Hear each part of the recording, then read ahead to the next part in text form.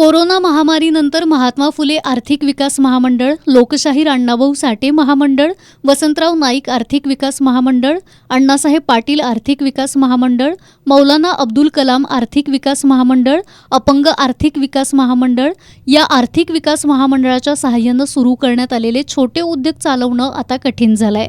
त्यामुळे अनेकांची कर्ज थकली आहेत। त्यामुळे राज्य शासनानं ज्याप्रमाणे शेतकऱ्यांची कर्जमाफी जाहीर केली त्याप्रमाणे सर्व मागासवर्गीय आर्थिक विकास महामंडळांची संपूर्ण कर्जमाफी करण्यात यावी अशी मागणी रिपब्लिकन पार्टी ऑफ इंडियाच्या आठवले गटाच्या वतीनं करण्यात आली आहे। या मागणीसाठी आरपीआयच्या वतीनं जिल्हाधिकारी कार्यालयासमोर धरणं आंदोलन करण्यात आलं। यावेळी सरकारविरोधात जोरदार घोषणाबाजी करण्यात आली। गोरगरिबांची आणि भूमिहीनांची गायरान जमिनीवरील अतिक्रमणं कायम करण्यात यावीत।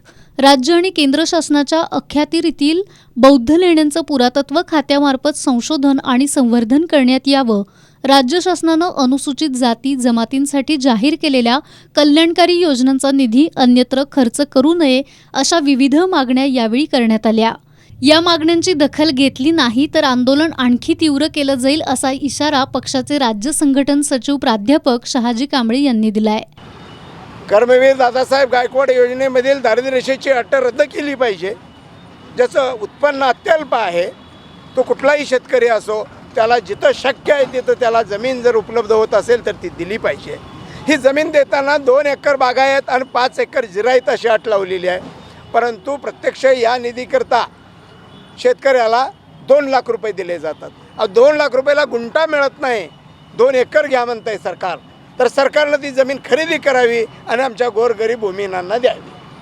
आम्हाला पैसा नको, आम्हाला जमीन पाहिजे। सरकार अशा पद्धतीची योजना जाहीर करते की 1 गुंठासुद्धा जमीन येणार नाही इतक्या पैशामध्ये 2 एकर जमीन कुणीतरी विकत द्यावी असं म्हणतंय।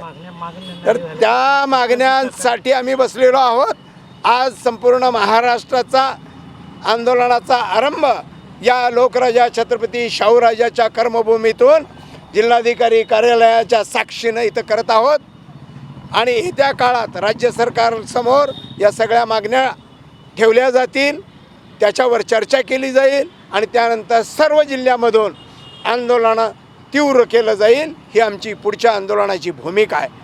या धरणं आंदोलनात पक्षाचे राज्य सहसचिव बी.के. कांबळे, जिल्हा कार्याध्यक्ष दत्ता मिसाळ, जिल्हा सचिव सतीश माळगे, जिल्हा उपाध्यक्ष संजय जिरगे, किरण माने यांच्यासह आरपीआयचे इतर पदाधिकारी आणि कार्यकर्ते सहभागी झाले होते।